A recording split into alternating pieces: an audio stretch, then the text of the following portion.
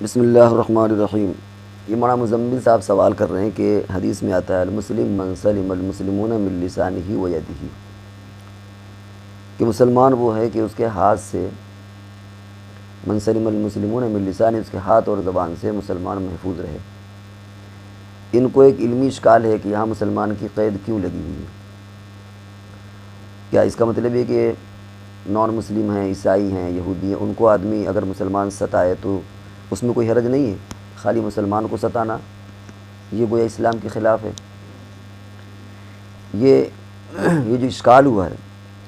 اس کی وجہ یہ ہے کہ اس حدیث کو سمجھنے کے لیے پورا پس منظر کو سمجھنا ضروری ہے، اور وہ یہ کہ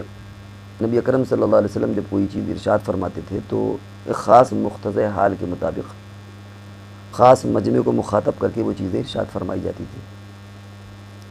اور یہ صرف حدیثوں کے ہی ساتھ نہیں ہے، بلکہ ہر انسان جب اپنی گفتگو کرتا ہے تو اس اپنے گفتگو میں زور کسی خاص چیز پر دیتا ہے، حالانکہ اس کا یہ مطلب نہیں کہ دوسرے لوگوں کے لیے اس کی اجازت ہو جائے گی۔ مثال کے طور پر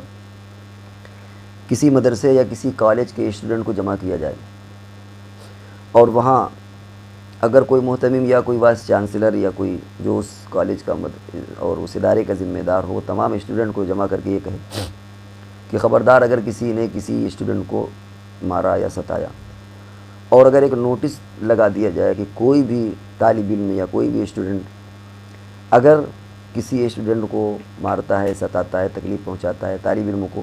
ستاتا ہے، تو یہ جرم ہے۔ تو اس کا یہ مطلب ہرگز نہیں ہے کہ ادارے کے اندر تو یہ جرم ہے، لیکن اگر ادارے کے باہر، وہ کالج کے باہر وہ کسی کے ساتھ ایسا معاملہ کر دے تو وہ جرم نہیں ہوگا۔ ظاہر بات ہے کہ وہ جرم ہے۔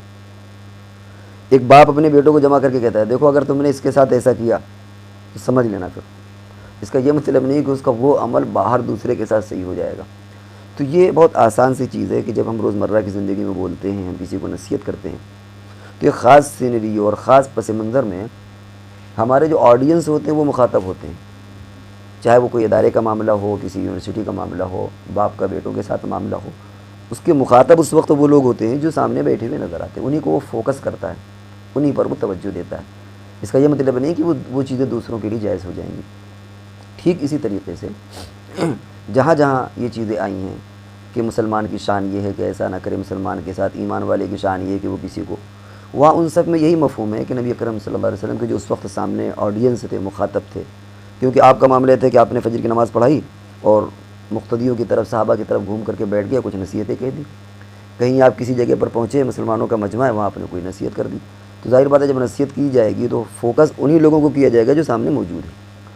تو اس لیے یہ اس پس منظر میں ہے۔ نبی اکرم صلی اللہ علیہ وسلم نے فرمایا کہ المسلم من سلم المسلمون من لسانہ، کہ مسلمان تو وہ ہے کہ جس سے مسلمان محفوظ رہے، کیونکہ اس وقت مسلمانوں کے ہی بیچ میں عموماً رہتے تھے، اور جو آپ کی گفتگو ہوتی تھی وہ انہی لوگوں کے بیچ میں اس پس منظر میں ہوتی تھی۔ لیکن اس کے علاوہ جو دوسروں کے حقوق آپ نے بیان کیے، پوری انسانیت کے، جانوروں کے، اس میں ایک ایک چیز باریکی کے ساتھ بیان کر دی گئی ہے کہ تم کسی کے ساتھ ظلم نہ کرو،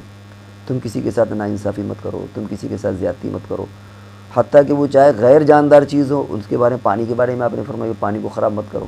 تو یہ جو اشکال پیدا ہوا ہے اچھی بات ہے، لیکن اس کا پس منظر یہ ہے کہ نبی اکرم صلی اللہ علیہ وسلم کے جو مخاطب تھے اور جن سے آپ نے بات کہی، جس پس منظر میں وہ بات کہی گئی، وہ بالکل وہی پس منظر ہے جو کسی مدرسے یا کسی کالج کے اسٹوڈنٹ کو، طلبہ کو جمع کر کے کوئی ذمہ دار نصیحت کرتا ہے تو وہ انہی اداروں کے لوگوں کو کہتا ہے، حالانکہ وہ چیز جیسے ادارے کے اندر جرم ہے ایسے ہی باہر بھی جرم ہے۔ اگر یہ کہا جائے کہ خبردار آج کے بعد کسی بھی طالب علم نے اگر مدرسے کے اندر سگریٹ پی، بیڑی پیا یا کوئی چیز جو جائز نہیں اس کو پیا، تو سمجھ لو اس کی خیریت نہیں، یہ جرم ہے یہاں، یہ اس باؤنڈری کے اندر، اس احاطے کے اندر یہ کام جرم ہے۔ یا کسی کالج کے ذمہ دار نے اسٹوڈنٹ کو جمع کیا اور کہا کہ آج کے بعد اگر کسی نے شراب پی یا یہ کام کیا اس کالج کے اندر، اس باؤنڈری کے اندر، تو یہ جرم ہے۔ تو اس کا یہ مطلب نہیں ہے کہ وہ چیز باہر جرم نہیں ہے، جو غلط چیز ہے وہ باہر بھی جرم ہوتا ہے۔ تو یہ ادب اور فصاحت کا ایک شعبہ ہے، ایک قسم ہے جس کو کہتے ہیں مقتضی حال، عربی میں کہتے ہیں وقت کے تقاضے، حال اور وقت کے تقاضے کے اعتبار سے گفتگو کرنا۔ اس پس منظر میں اس حدیث کو سمجھنا چاہیے۔